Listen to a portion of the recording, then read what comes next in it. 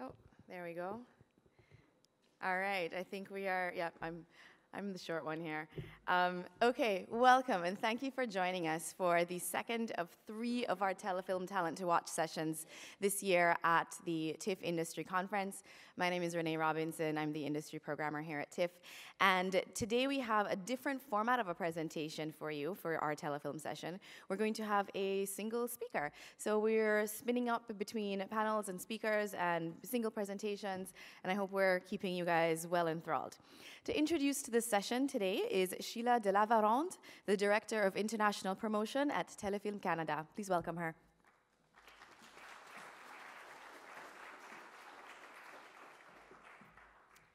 Good morning, everybody. Bonjour à tous. Thank you for being here. We're delighted to have everybody here for this second edition of Telefilm Canada Talent to Watch at this year's Industries Conferences. I'd like to thank the festival for partnering on this 4th annual edition of Talent to Watch series, and a special thanks to Bell Media and Chorus Entertainment for supporting this initiative through their contribution to Telefilm Canada's Talent Fund. Before I get started, I'd like to invite you all to join us tomorrow for the 15th edition of Telefilm Canada Pitch This. The winners, selected by a jury of international industry experts, are awarded $15,000 from Telefilm to develop their project further. And on Wednesday, we'll be holding a red carpet event to pay tribute to the year's Canadian Women in Film in partnership with Berks. But now, let's get back to the question that has got to be on the minds of many filmmakers, producers, and industry professionals from around the world. Where is my audience? To delve into the subject and ask the provocative questions we all need to ask ourselves, I am delighted to introduce our keynote speaker, Michael Gubbins. Michael is a much sought-after consultant working in the international film, entertainment, and media industries. He has a wealth of experience on-demand and digital change, and I swear he has given talks at all major film forums and festivals around the world on this subject.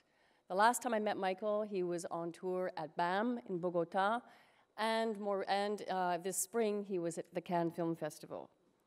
Michael is the chair of the Film Agency for Wales. He's also a former editor of Screen International magazine, and has authored numerous reports on change in media markets with an emphasis on consumer behavior. In short, Michael is a digital trailblazer, an innovating and inspiring thought leader, and a champion for creating new and innovative strategies to bridge the gap between content creators and audiences. So brace yourselves for some fascinating insights into how consumer behavior is transforming global creative industries. And please make sure to free up your schedule and come back here on Wednesday at the same time, because Michael is going to return to the stage once again to engage in a conversation with all of you about how do I engage with my audience.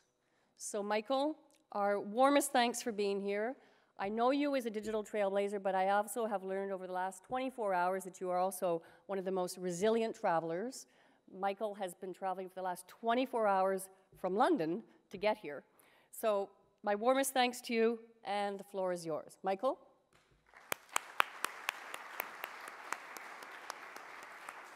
Thank you.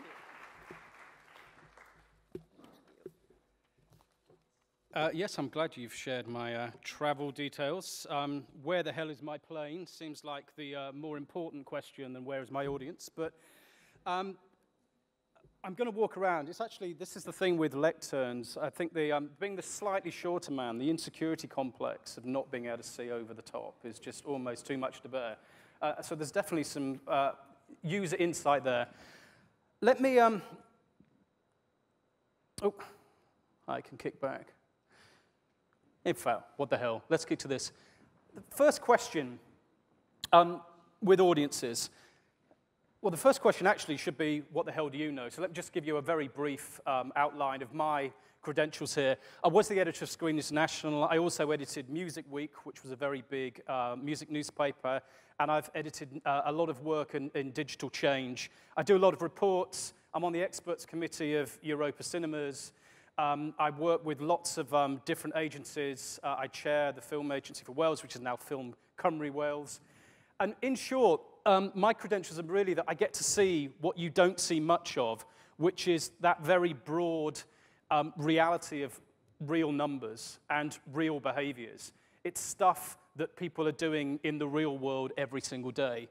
And I think it's a question, the most pertinent opening question from a producer's perspective is, why do I care?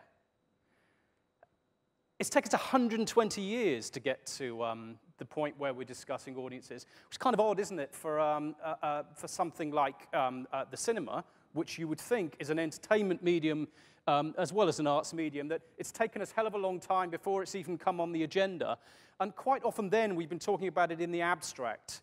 Even sales figures, which is where perhaps the audience has its most obvious an important relationship with the industry. For exhibitors and distributors, we still talk about people's relationship with film in terms just of sales.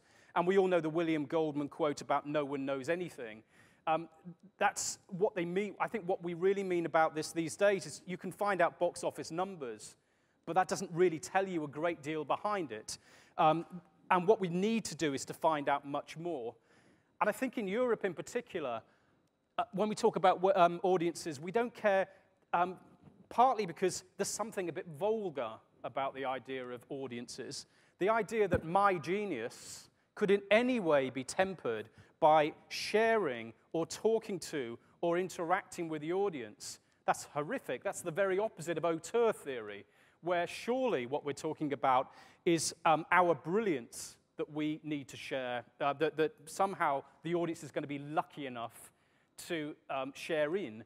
And we can even get to the point, I think, where we can talk about cultural and commercial films in Europe in a way which separates them in a really a way that audiences don't recognize themselves. No one says or calls what they're doing an art house film or sees that clear distinction between culture and commerce that we see. And I think that for this idea that we might actually need to connect with audiences is something that we've never taken on for another reason, which is a structural reason.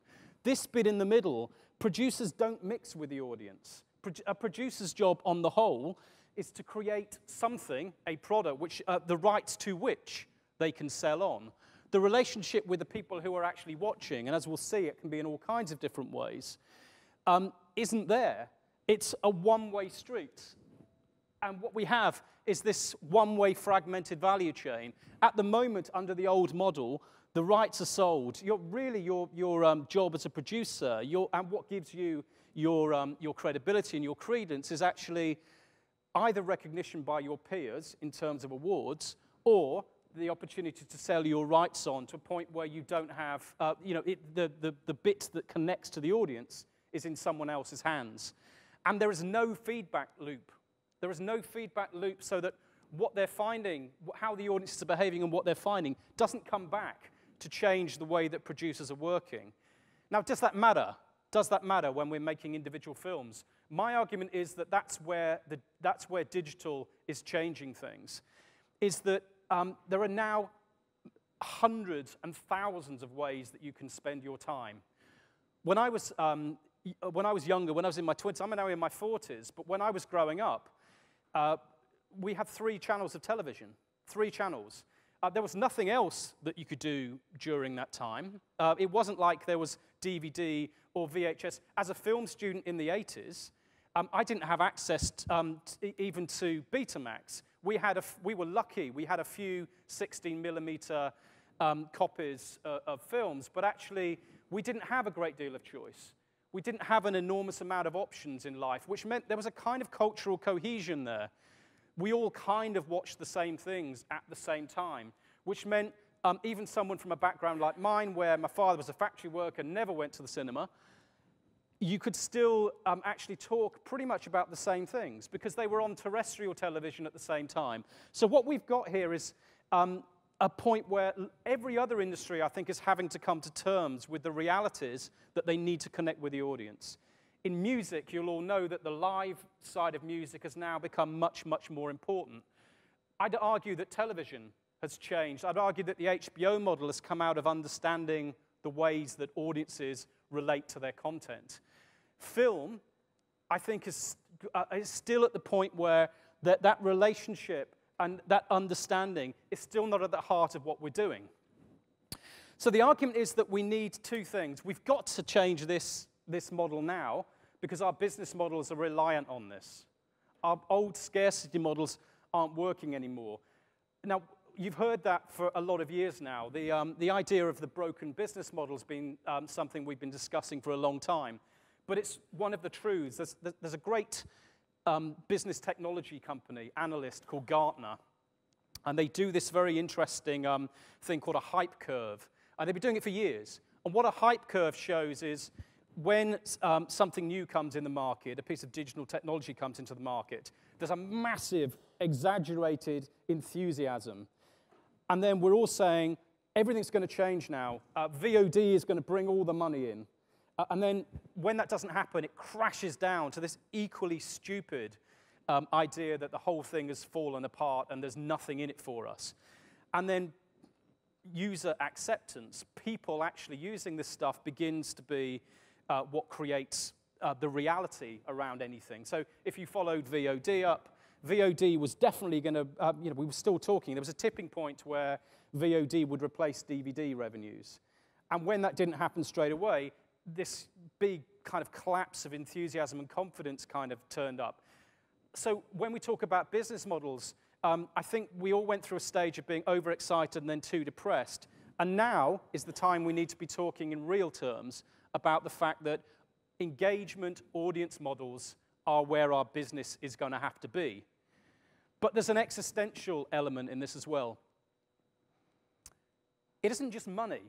If we cannot connect with audiences, I would argue we've got the kind of challenge to the idea of film now that could be catastrophic in the long term. Last week I was in New York. I went to the Village Vanguard Jazz Club, one of those kind of legendary places. And I was thinking, jazz has become a little like that. Jazz in the age of Coltrane and Miles Davis. And you were at a stage where it was a form of expression. It was a form of expression that was popular and spoke. It was the authentic voice of someone. Film, I think, went through that period. Film's greatness has been derived from the fact that it was a mass medium, but was able to tell complex stories. So you ended up with this wide kind of approach. But if you took away the reality of the connection with the audience, I think it stops being the means of expression for lots of people. This is the world's best time to be a fan. If you're a fan of something, this is the best time ever. If you are into jazz, for example, you can find out, you can discover things that and have access to things you never could have had 20 years ago. You've got access to the whole of history. In cinema terms, you've got that same thing. But how do we create a new generation of fans? And that's one of the things we're going to be talking about during this presentation. So we're talking really about how do we engage and how do we turn that into business and how do we turn that into something which actually we can make money out of, and secondly, keeps film as a relevant means of expression. And here's our problem here. When we talk about the audience, it's talked about like it's some kind of abstract thing. People it's talking in these kind of holy terms, like there is the audience that we've now got to think about somehow. And every conference I go to now, they're always saying, you've got to think about the audience. The trouble is, people are a pain in the backside. That's what we all are. We're contradictory. We find our own ways to things. And the things, when people think this is what you want, it turns out, actually, I want that sometimes. The next day, I want something entirely different. My favorite conferences are always those children's ones. You've all been to them, I've no doubt, where you go to something saying, how do we get young people between the ages of 10 and 15 to get into art house cinema? Well, which do they mean, 10 or 15? Because a 10-year-old has nothing in common with a 15-year-old. And actually, an individual 10-year-old, anything they were watching when they were 10, by the time a movie comes out they're 12, they've already hate it because they've been involved straight away. So we are always in the process of changing. It's the challenge we've got. And when people say, talk about the audience like this is an easy thing, there's a technical means by which you can engage, most of the time it's nonsense. Most of the time it simply isn't true. That's not the answer, because people are these weird, contradictory individuals. And you're not going to find out the data and the information from the people who've now collecting loads of that information, like Netflix and iTunes. They're not going to give you the information about the way that people are interacting. You may get a broad number, but what you're not going to get is the realities of how they're engaging. And we'll come back to these two in a moment. The big businesses in the digital world work on big data. That's what they work on. Someone said a long time ago that we were, if you're not the consumer is actually the product. We're the product. We are actually in the big data world. What Amazon is trading is us and our demand. We're the product. All the other stuff that's on there is they're kind of marketing in. But we need to understand that from a people's point of view, these people understand they've got all the data that allows them to market stuff in correct ways. You don't have access to that data. So argument one is going to be that in this contradictory world, for an independent film industry that works, you've got to create the relationships that means that you're working on knowledge, not this vague ideas, not vague ideas about what the audience is meant to want. It reminds me a lot of being a young lefty in the 80s when it was full of the world's, and we've now got our equivalents, full of Trotskyite types who were saying the revolution's just around the corner, this is what people definitely want, and it's wishful thinking. And at the moment, there's a lot of wishful thinking about the idea of the way that people are using the internet. A lot of the transmedia stuff that we're talking about, and we'll come back to that, is based on the idea that human beings are desperate to go out there and commune with your product, to interact with your product. And life isn't that easy, unfortunately. So, where are they not? I'm going to stick this in. I mentioned not at the movies in the sense that they're not at the movies in the sense that it's not going up. Actually, the numbers are flatlined. The movies are still important. The cinema is still an important thing, and we'll come back to the experience economy in a moment. The cinema remains an essential part of cinema. It's a great thing. Film in cinemas is still a wonderful thing, which is why people still go. If you were around in the 1980s, you'll remember when cinema collapsed, when there really was a point where cinema looked like it had got no future. Cinema's actually bobbling along here. What it's not doing is providing the same economic impetus anymore, which we'll come back to price in a moment, because when we look at the top, you'll discover that the admissions may be saying the same, but this thing at the top here, this graph at the top, this is from Europe, that's 3D beginning to lose its attraction. And it's that premium price stuff that I think people are beginning to get immune from. So a lot of the work that I'm seeing says that people like cinema, they love it more than ever, but there's a price issue and a value issue which isn't going away. I want to throw cinema in with DVD and TV. This is how cinema revived. This is how film revived in the last 30 years. It was that triumvirate. It was cinema followed by DVD, followed by television. That's the way audiences interacted with it. That's all they were given. And it was a wonderful thing for a large amount of time. The internet's entirely disrupted that process. DVD and TV have changed. TV now is a great place if you're a fan looking for specialist content. When I was growing up, you got that opportunity to watch films, wonderful films, because your public television felt that it was good for you. That's what you had. So oddly enough, you had more diversity and openness in a days of a tiny number of television channels, if you were the uninitiated, than you have now with the world we now live of on demand. And we're going to come back to why. I mentioned mobile just because there's some brilliant research. If you're not reading this, you must get online and look at the work that Telefilm has been doing. They've done some really interesting research about what people are actually doing on the ground when they're interacting with content. Mobile is going to be one of the key things, the key parts of your value proposition, but not necessarily in the way you're doing. I think the Telefilm research shows, and it follows pretty much what's happening in Europe, around about 6% of, I think it's actually 3% in their research, of people are watching films on mobile platforms. And of course, the mobiles now include tablets. But something like 17% are accessing mobile, are looking at films once a week on some kind of mobile platform somewhere. This is important. What we're beginning to see now, I think, is increasingly that the mobility element is going to become part of our everyday lives. Those things over there, do people know what that is? They're called ibeacons, if you haven't seen them. Ibeacons are coming from Apple. Museums in Wales, where my company works, what they are is you can embed these things into pictures. So what they're doing is they're allowing an interactive platform. You walk around with your laptop or your mobile, you're looking at a picture, and the picture's talking to you. This isn't the space-age stuff. This is happening now. We'll get the same thing with shopping. You know this is going to happen. You know the Minority Report thing isn't very far along. I'll be walking along, and the row of trousers is going to say, do you know your trousers are beginning to fall apart? You need to get some new ones, and here's a 20% deal. This stuff's happening. So mobility may not be that people will choose to watch tons of films on mobile platforms. It may not happen. It will happen much more than we think, because we always underestimate. And we started with a cliche that no one will ever watch a film on a mobile phone. Go to Africa. Have a look at how these things are happening elsewhere in the world, and you'll find out that that's nonsense. But we are going mobile. The transmedia world, we talk about transmedia still. When we get together, we'll be doing that at this conference. We'll be talking like this is space-age stuff, and the criticism of it will be it's not the way people are. It is exactly the way people are. This is the World Cup. We had a brilliant conference in Barcelona where people were standing, we had this big argument going on about no one's interested in this cross-media stuff. They just want to go to the cinema, and that's it.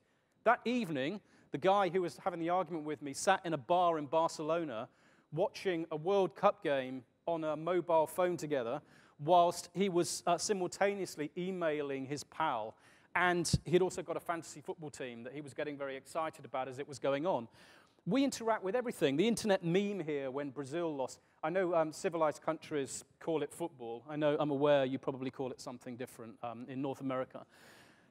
But the depressed Brazil there in the Brazil game, instant. What we're beginning to get is instant reactions here. The game of football is just, that's the underlying thing. And football has grown in popularity more than ever before. But it's all this other stuff around it that actually is what's creating the value that creates the thing happening. We're not doing this in film at the moment because we think the only bit we have, and this is where we are the most stupid industry, we think that our value is only in a right which is often for independent film going to be exercised on one night, maybe 2 nights. The opening weekend will decide whether all of the work you've put into it has any long-term value whatsoever. All that brilliance, all those ideas get lost in one shot. And yet you've got 2 or 3 years before that thing goes to market where you've got access, potentially, to doing little things. You remember going back to the mobile, you can release all kinds of little things early and get people excited and interesting. There's lots of value around the work you're doing. Fan fiction is kind of an interesting one to me, which is growing quite strongly in book terms. There are lots of values that you can do, and we live in a cross-media world. I've never heard anyone say, you know what, football's become really transmedia. No one says that. They just call it football.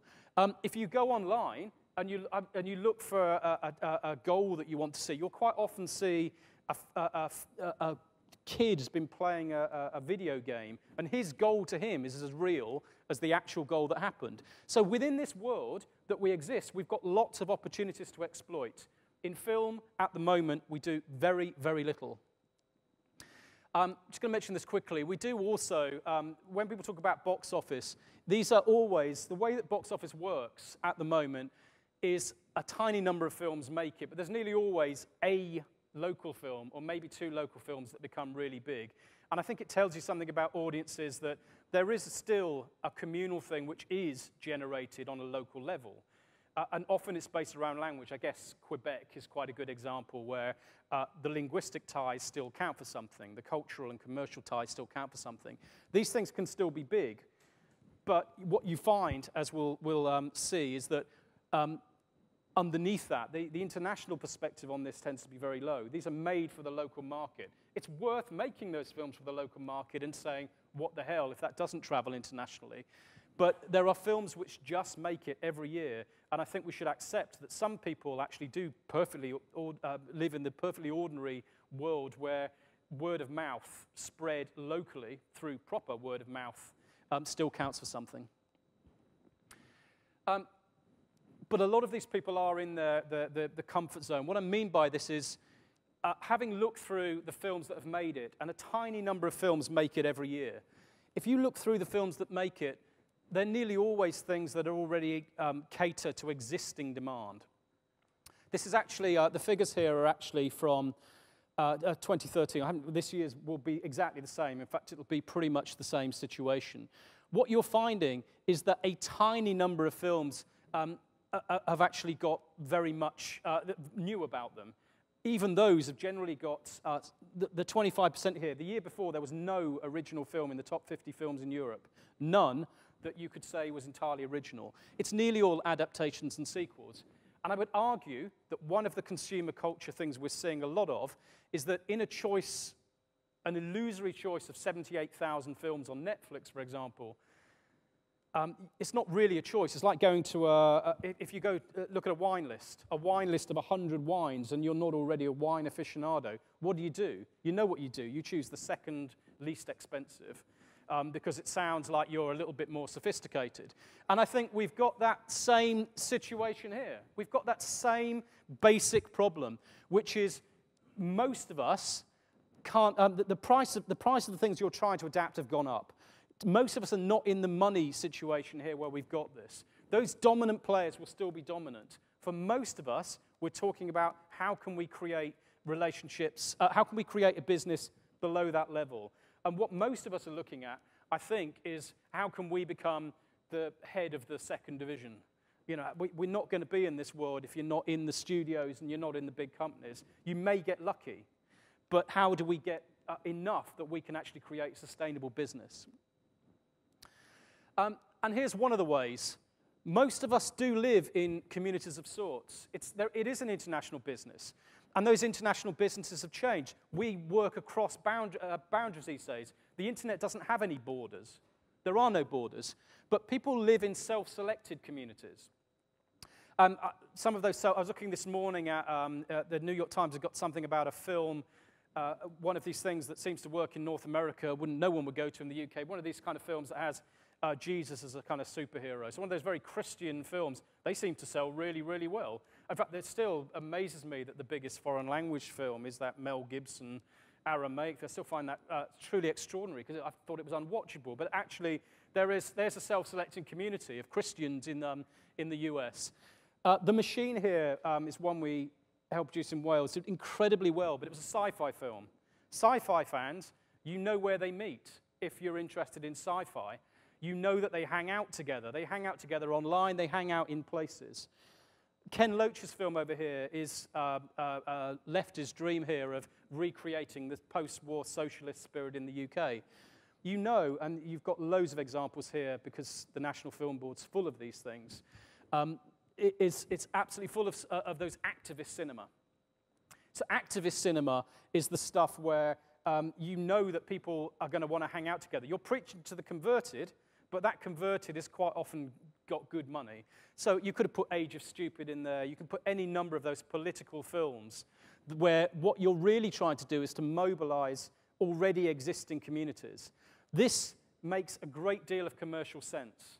If you're looking at this world and you're looking at the film you make, being in these existing communities is great. The Telefilm research shows actually that genre is the #1 motivation for your choice of film now, genre. I would argue that actually, much as you want to turn your nose up at that, I would argue that a lot of the films we make are genre anyway. I think we make, a French art house film may say it's a work of genius outside of the evil narrow Anglo-Saxon domination. But I watch those films. I know what's going to happen in there. I know it's going to be a really good-looking middle-aged woman. I know that it's not going to have a happy ending. I know it's going to be slightly depressing in the middle, and I'm going to love it. I love that stuff. But it's a genre all on its own, because some of us choose to hang out. Art house film fans, and indeed festival goers, we are the classic self-selecting communities. So being in those self-selecting communities is what I'm saying. Rather than trying to create something around drama, actually going to where you know people exist is such an obvious way of trying to build your community that I don't know why everyone's not doing it, but they're not. I'll skip past a couple of things here. Juggling time, I'm only going to mention here because I think I wanted to do a picture of selfies. I went to the Museum of Modern Art in New York last week, and it still horrifies me, and this is where I must be getting old. Everyone taking pictures of themselves with famous paintings behind them. What's that about? But I'm sure that selfie element is part of that desire to, there's probably something you can tap into. God help us if that's true. Connections, we don't need to go into this other than to point out that a lot of you are going to be hearing stuff. We'll go to lectures and seminars about how everyone's connected. How they're connected is somewhat different than we're thinking here. The number of projects I've seen that get brilliant Facebook hits and no box office whatsoever is enormous. And I think some of that goes back to this idea of time, that actually timing is everything. There's a great film that if you want to look, there's something that the British Film Institute produced called Insight Reports that we've written, and they're worth reading because they've got proper real numbers in them. And one of the films had done a really brilliant Facebook campaign and a brilliant crowdfunding campaign, but just didn't make the money at the end of it.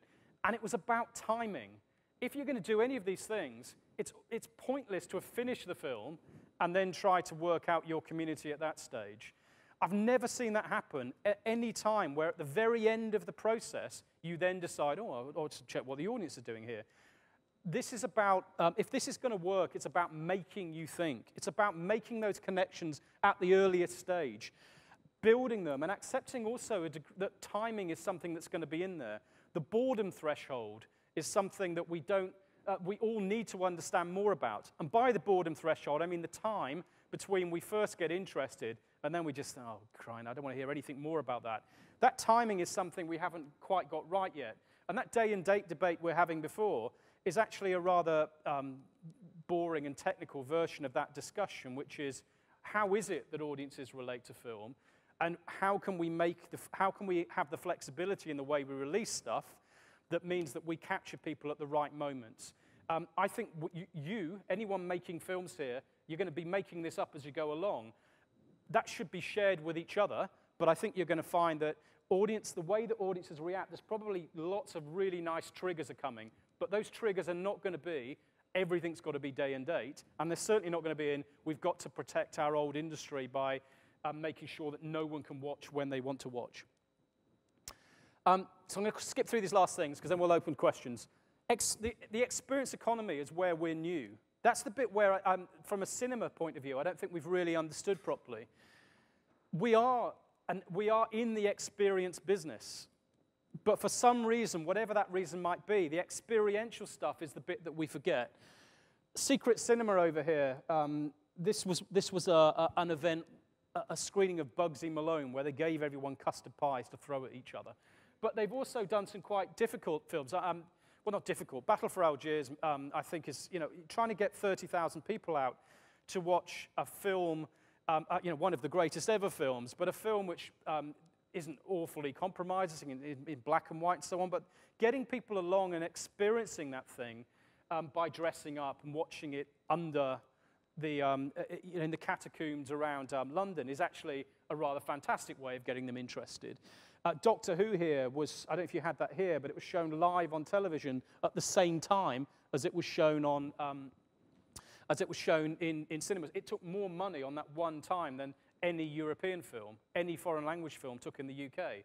So at what point have people made that decision? That's what you need to understand. Sometimes the communal element is what we're looking for. Sometimes the TV thing is. But what's interesting, there's another film called A Field in England which did the same thing, with an art house film, is we've got to understand that simultaneously people may wish to watch and enjoy the communal experience, and for others, it's about sitting back and putting your feet up. It is possible to find a business model that does this, but you've got to pretty much change your attitude about where cinema fits into the hierarchy. It's not, I make a cinema film and then it's declined and shown in TV. This is about people choosing to consume a piece of content that they don't really care whether it's a film or not. They don't even know. People dress up to go to the opera when it's in their cinema. Why do they do that? It seems like an insane thing to do, but it's an illusion that's about their desire for an authentic experience. I'm only going to mention Netflix and Facebook very quickly because Netflix has understood quite well that actually one of the things you can do here is you build those interest groups. They're making everyone making their comments about Netflix, they're going to make them go on Facebook within their own private communities rather than it being a generalized opinion to try and accentuate the word of mouth because the experience is driven by word of mouth. I've got a friend who's got the best idea for a job ever. What he does is he fakes the most hip music gigs ever so that you can buy one of these tickets and stick it around, leave it around when people come on. So it looks like you were at one of the great Sex Pistols gigs, or you want to. But it's that idea that actually the authenticity, the idea of that actually what you're getting here is something which is different from the recorded side of things. It's like live music. The idea of authenticity, the idea that you're in a unique experience is what really works with audiences. And actually what we're beginning to find, I think increasingly, is people don't really want to own the stuff anymore. So streaming has become huge. Streaming is bigger, and again, the Telefilm stuff backs this up. Streaming is fantastic, instant access, watching.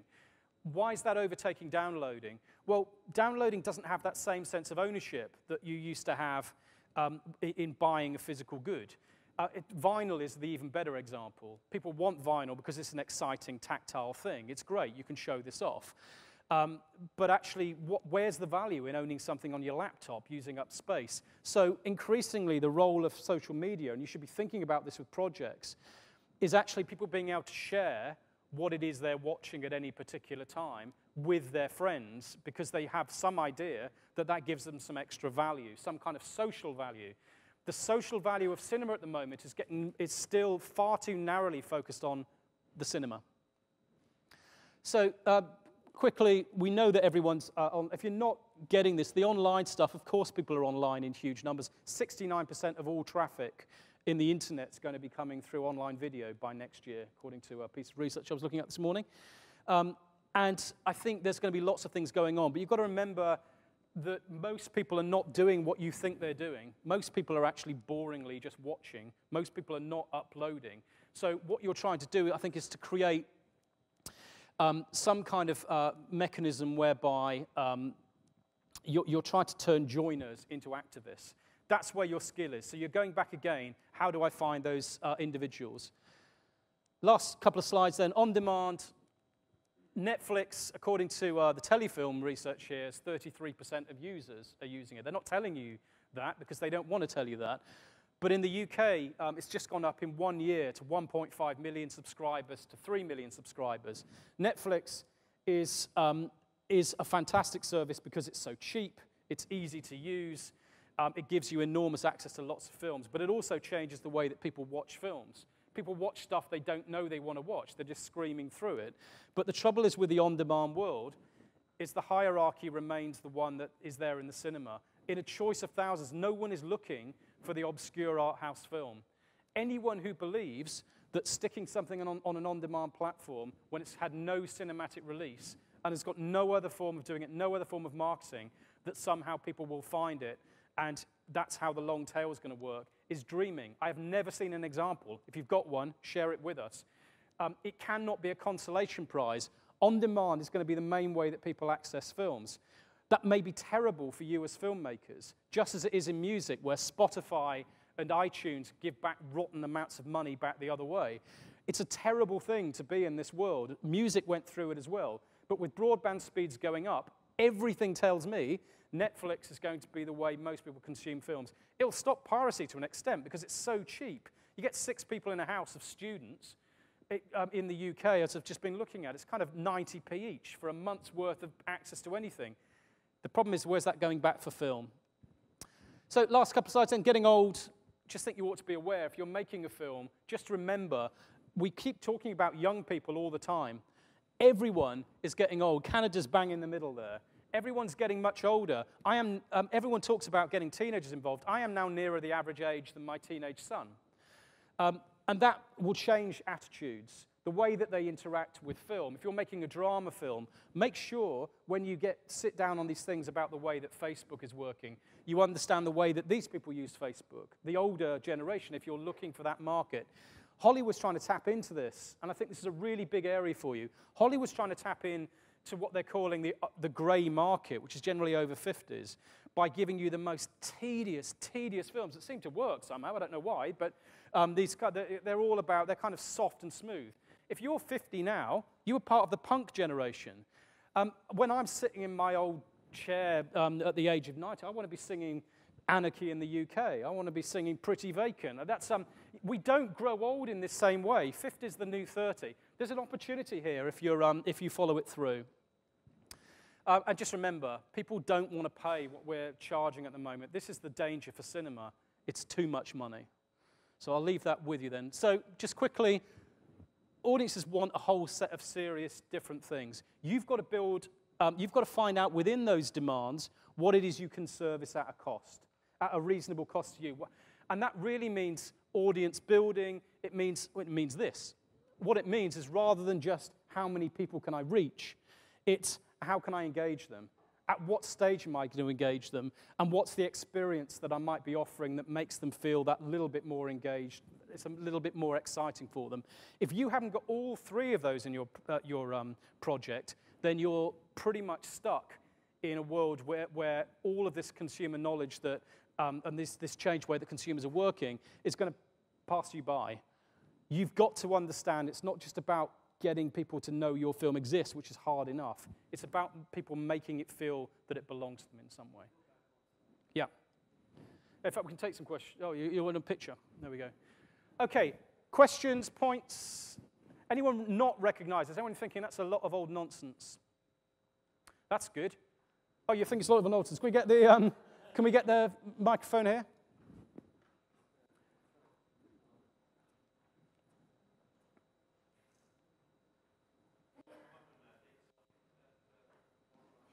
Yeah. Whee. Thank you for the great presentation. I just wanted to bring up, as far as spectacle and event, a good example. I don't know if they do this in the UK, but in Toronto, every year for Halloween, they show the Rocky Horror Picture Show. And so they display the movie, and people literally get on stage and act out the movie, dressed up as the characters from the movie. There's like stuff thrown on the screen, like when the wedding happens, like rice and stuff like that. And I think people want to be part of stuff like that. I think there's a great deal of truth in that. I don't look so good in a corset anymore. But I was in San Francisco. It was a great example of a self-selecting community here. In Castro, there was their main act was a transvestite called, the best name ever, Peaches Jesus. I love that. So Peaches Jesus has got a brilliant business model. You found your self-selective audience on a local level. Peaches Jesus went out. I first met Peaches Jesus with my young children. My teacher out in the street wearing just a thin, rather revealing pair of knickers in the middle of the street in San Francisco. So there's an experience. Follow through. So Peaches Jesus has a better business model than most of our films because they've thought about the experiential, they've thought about the local, and online, don't go there. It's not. Yes. Sorry, can we just quickly, we've got to wait for the mic for the film. So you talked about transmedia and how in television it's very apparent. I mean, I watch things on here and then I go on my iPad and everything. How do you see that coming to fruition in cinema? Like, what opportunities could you see, like how that would work? I think there's a great deal. I think, I mean, this kind of goes into the thing I'll be presenting on Wednesday, which is some of the strategies. But just to be clear, I mean, I think there are new ways of doing what we do in terms of the art form we're producing. What we have is a very rich language. That's, in essence, that's what we have, is a means of showing on a big screen, sometimes in a social situation, sometimes not. There is a way of arousing emotions that's been developed over 100 years. That's what we never lose. Actually, that's what TV, of course, has now picked up.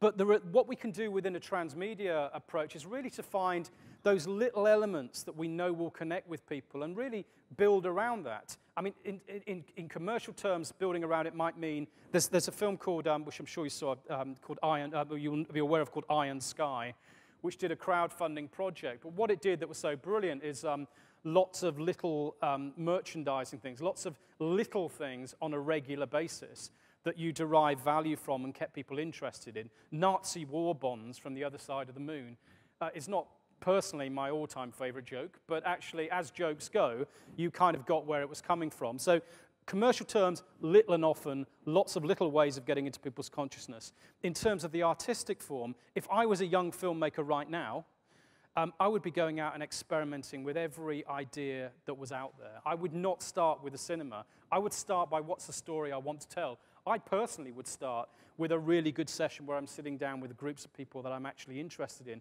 Interaction to me is not a weakness, it's a strength. Shakespeare didn't think interacting with people was a weakness. Shakespeare actually adopted and changed and built, partly on the way that he knew that the audience was sitting in front of him, but actually that would change day after day because that interaction enabled you to have the strength. If our strength is in ideas, we should have lots of different ways of exploiting it that work. So lots of opportunities. Sorry, there was another one just here. So we've got time for, oh, sorry, is that it? Okay, I'm really sorry, but if you want to grab me afterwards. Thank you. No, it's okay. Thank you, thank you. That was actually an amazing presentation. I just want to remind everyone that Michael will be here again in 2 days, Wednesday, to do part 2 of this session. I know you just got off of a plane, so you probably need to grab some rest a bit, but hopefully after the next session, we'll be able to take some more questions with Michael. Okay, thank you very much.